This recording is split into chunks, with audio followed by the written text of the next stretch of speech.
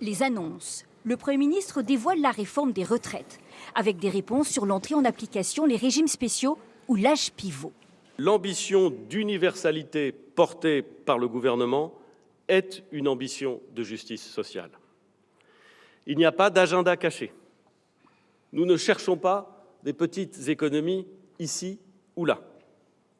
Nous ne voulons léser personne, mais au contraire, protéger davantage le pouvoir d'achat des travailleurs et le pouvoir d'achat des retraités.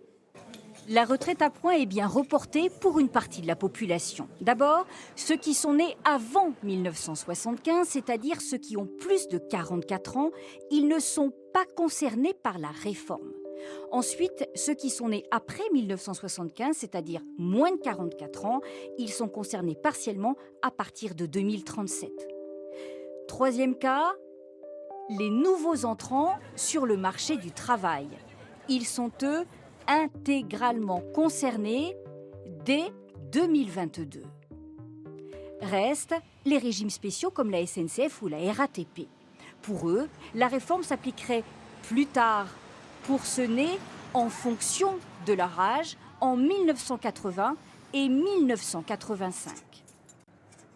Autre point crucial de la réforme, il y aura bien un âge pivot fixé à 64 ans, mis en place progressivement d'ici 2027 pour inciter les actifs à travailler plus longtemps. Entre 62 et 64 ans, il y aurait un malus et au-delà de 64 ans, un bonus. Ce sera soumis pour accord aux partenaires sociaux. Par ailleurs, le Premier ministre prévoit de revaloriser les petites retraites. Le minimum de pension sera revalorisé dès 2022. Ainsi, une personne ayant fait toute sa carrière au SMIC percevra 1 000 € net par mois de retraite dès 2022.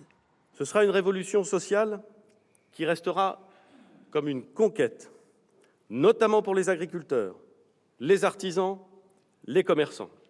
Enfin, un important volet est prévu sur la pénibilité, avec notamment une meilleure prise en compte du travail de nuit. Suivez l'info sur Guyana Première, télé, radio et Internet.